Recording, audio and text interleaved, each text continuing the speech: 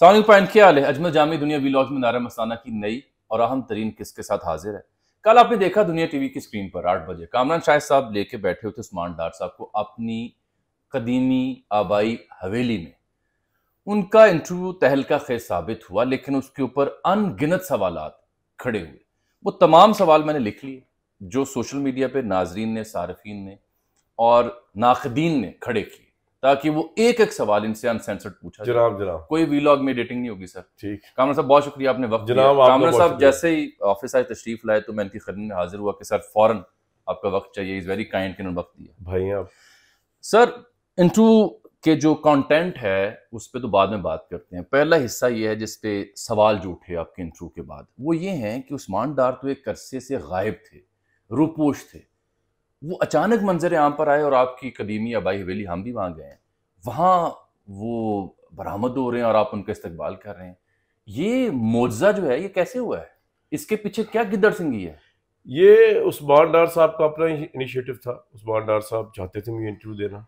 उस्मान डार साहब ने बल्कि मुझे ये भी बताया कि उनके ज़हन में 2-3 और एंकर्स के नाम भी आए थे। अच्छा, उन्होंने नाम भी बताया। मैं नाम इसलिए आने लूंगा कि वो गैर मुनासिब बात हो जाएगी। He was in contact with them as नहीं नहीं नहीं नहीं, कि उनके जहन में आया डार साहब के कि उन्होंने इंटरव्यू देना है। उनके जहन में आया कि इनको इंटरव्यू दे, लेकिन फिर उन्होंने सोचा कि मुझे इंटरव्यू दे दें, क्योंकि मेरे साथ उनका एक ताल्लुक बड़ा अच्छा है, भाइयों वाला ताल्लुक है, वो कंफर्टेबल है। और इसलिए उन्होंने ऑफिस के बजाय शायद फिर घर का ही जो है वो जगह रखी। तो मेरे लिए तो सबसे बड़ी जो बात थी ना, मैं आपको बताऊंगा कि उनके बारे में जानना कि वो सही हैं, जिंदा हैं, सही हैं, वो बिल्कुल अपने फुल स्ट्रेंथ में, हेल्थ में है।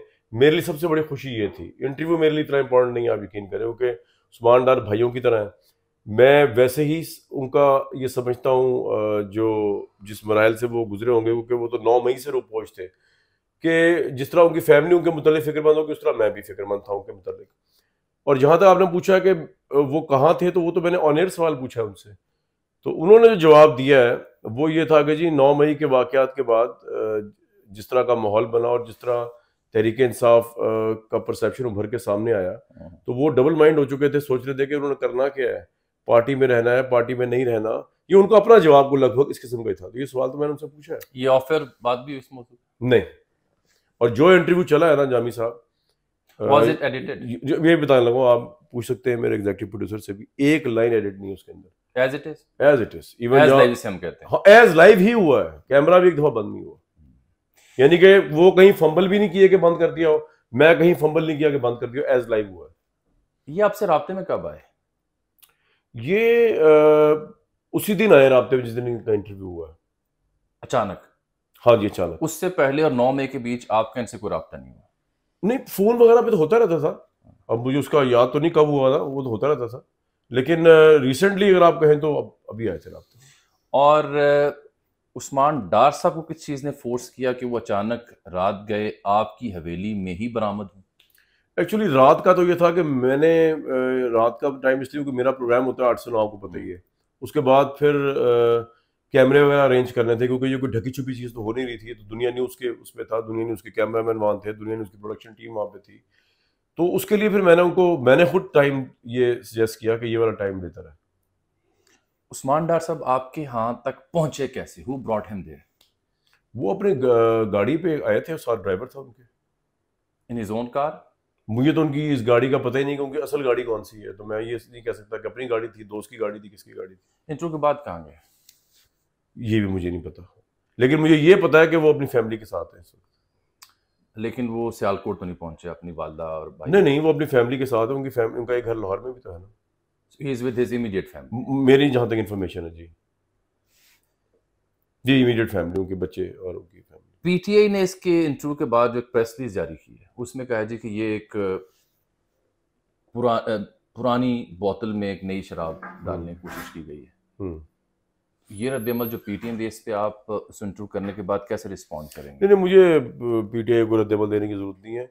बात यह है कि इस मौजू के ऊपर जामी साहब, जब आप भी किसी ऐसी शख्सियत का ताल्लुक तहरीक इंसाफ से होगा तो यही सवाल पूछेंगे ना। आप बताएं और क्या सवाल पूछेंगे? अगर आज मुराद सईद साहब का इंटरव्यू करना पड़ जाए तो आप यही सवाल नहीं पूछेंगे? अब जवाब तो जो उसने उन्होंने देने गेस्ट ने वो देने हैं, उसमें मैं कौन जी कोई नई जहत लेके आए ताकि किसी को ये ना लगे कि पुरानी बोतल की नई शराब है या नई शराब की पुरानी बोतल है। जवाब देने वाला अपनी मर्जी से जवाब दे रहा था, सवाल करने वाला यानी कि मैं अपनी मर्जी से सवाल कर रहा था, ना मुझे किसी ने सवाल कहा ये करने, मैंने किया। एक और मुद्दा, इंटरव्यू के दौरान जो आपके उनसे गुफ्तगू सवाल जवाब हुए और जो जवाब दिए, और इंटरव्यू से हट के भी आपने कुछ वक्त गुजारा उनके साथ?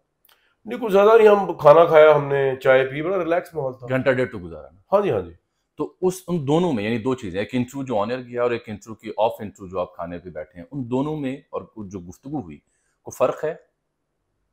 Was he the same guy who appeared in your interview?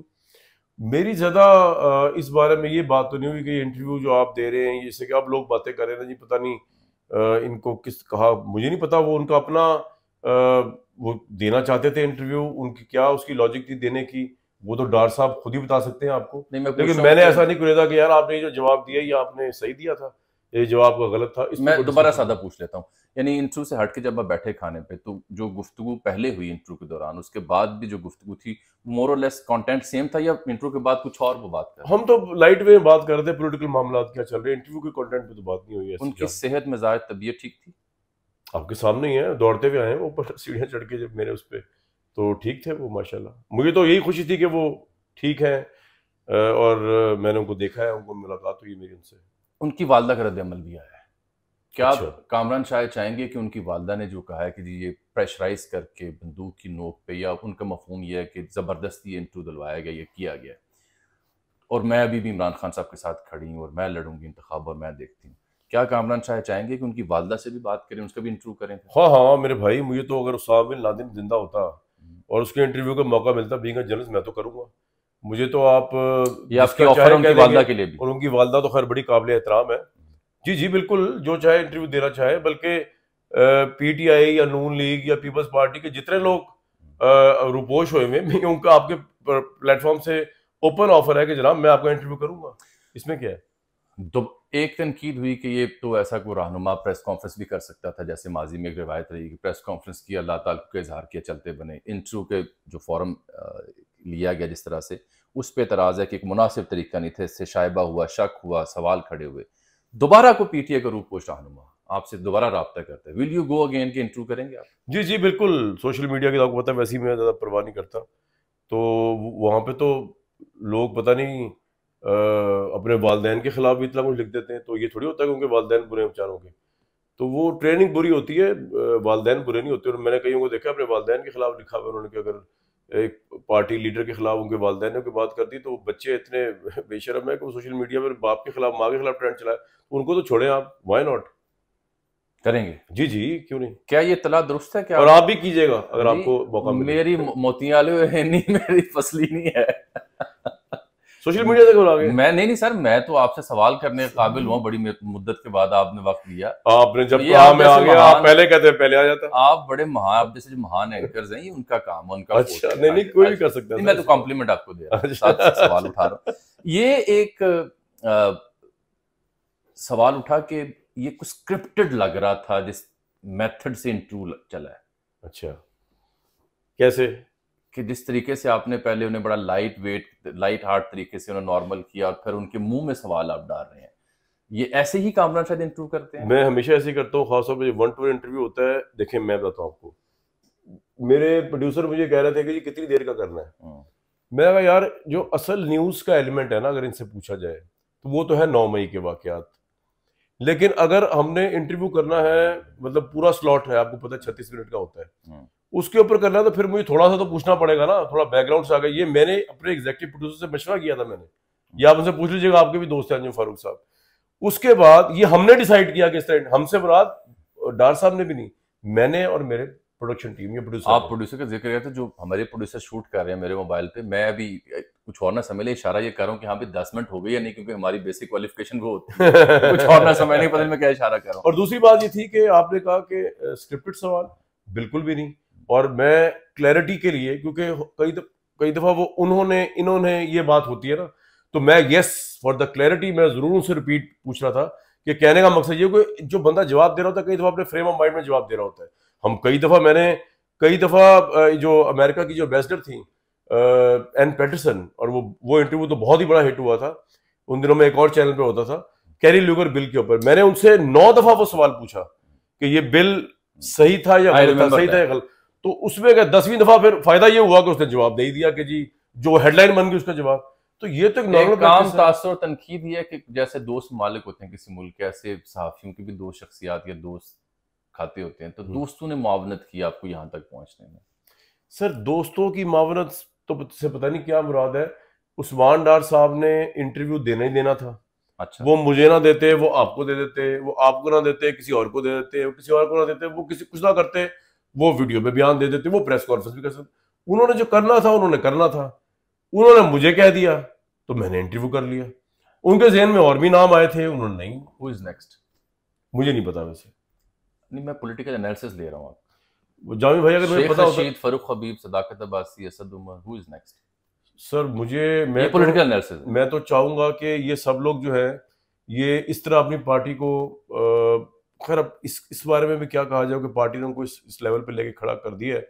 नहीं मेरा नहीं ख्याल कि इस तरह की कोई लिस्ट बनी हुई है या कोई नेक्स्ट है। अगर ये मेरा आपसे वादा है कि जो नेक्स्ट आएगा मैं कोशिश करूंगा आपको साथ जरूर बिठा लूं, ताकि आप जरूर मॉनिटर करें कि भाई कितना स्क्रिप्ट चल रहा है, कितना स्क्रिप्ट नहीं चल रहा है। और नेक्स्ट टाइम मैं ये भी कोशिश करूंगा कि अपने घर के बजाय स्टूडियो में कर लूं इंटरव्यू।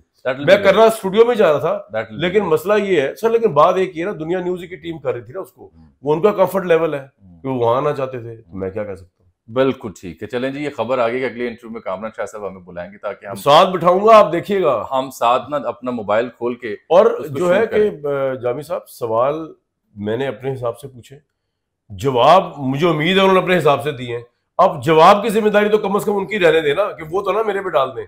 अगर आपको कोई उनके जवाबों से मसला हो रहा है या किसी को सोशल मीडिया पे हो रहा है, उसके जिम्मेदार वो है ना, वो मैं तो नहीं उसका जिम्मेदार। बिल्कुल, मैं सिर्फ सवालों का जिम्मेदार हूँ। मेरा फर्ज ये था कि वो तमाम सवाल। और एक बात और जामी साहब के बेसिकली 2 सवाल थे सिर्फ, बेसिकली 9 मई के हवाले से, कौन कर रहा था, मास्टरमाइंड था, कौन चला रहा था। बाकी तो आप अगर इंटरव्यू खुद दोबारा भी देख लें, उनके जवाब से सवाल निकल रहा था। प्लांट इंटरव्यू थोड़ी होता है, वो कुछ जवाब से उनके मैं सवाल निकाल रहा था। मुझे ये समझ नहीं आती कि एक शख्स जिसकी वीडियोस वायरल हैं, उस्मान डार जी, लोगों को दावत दे रहा है सड़कों पे खड़ा होकर कैंट की तरफ जाते हुए और ललकार रहा है कि हम मुकाबले के लोग हैं। What makes him to surrender like this? हाँ, ये सवाल का जवाब डार साहब देंगे आपको। What makes him to surrender? Dar साहब से पूछिए। Did not you ask him? नहीं देखिए, मैंने उनसे ये तो पूछा कि आप इसलिए तो नहीं कर रहे कि आप पे केस बन गए, मैं पुलिस आपके बहुत पीछे। उन्होंने कहा नहीं, उन्होंने तो आप जवाब दिए, उन्होंने बड़ा खुल के दिया। मैं तो ये सवाल भी पूछा, ये सवाल भी पूछा कि आप दबाव में तो नहीं दे रहे इंटरव्यू के, आप पे जो करप्शन के केसेस बन गए हैं, जो पुलिस जिस तरह आपके घर में जा रही है, जिस तरह आप पे कोई और दबाव है। अब वल्ला आलम वो हो सकता है आपको बता दें, आपको कुछ बता दें, किसी और को कुछ बताएं। मुझे तो जो उन्होंने बताया मैंने वो कैमरे की आंख से आपको दिखा दिया। अब जब इतना बड़ा वो कन्फेशन कर चुके हैं तो उन्हें तो पब्लिकली आना चाहिए, मामूल की जिंदगी गुजारनी चाहिए। अभी भी रूप पोष गायब है, आउट ऑफ कॉन्टेक्ट। यार अभी एक दिन हुआ इंटरव्यू को आए हुए, तो उनको अभी उनकी वो तो उनको कम से कम उनको तो उन्होंने सियासत खैर बात कह दी है, वो बिजनेस करना चाहते हैं, वो सियासत में दोबारा वापस भी आ सकते हैं, वो तहरीक इंसाफ भी दोबारा आ सकते हैं। ये मेरा अपना आइडिया है, उन्होंने मुझे नहीं कही ये बात। कोई कभी भी कुछ भी कर सकता है, लोग कितनी कितनी पार्टियां बदलते हैं। उन्होंने तो डार साहब को ये क्रेडिट तो देना कि उन्होंने अपनी पार्टी तो नहीं छोड़ी, अगर छोड़ी तो साथ ही उन्होंने कहा मैं सियासत भी छोड़ा हूं। ये बड़ी बात है। बहुत शुक्रिया, आपने वक्त दिया sir, thank you very much. आपका शुक्रिया।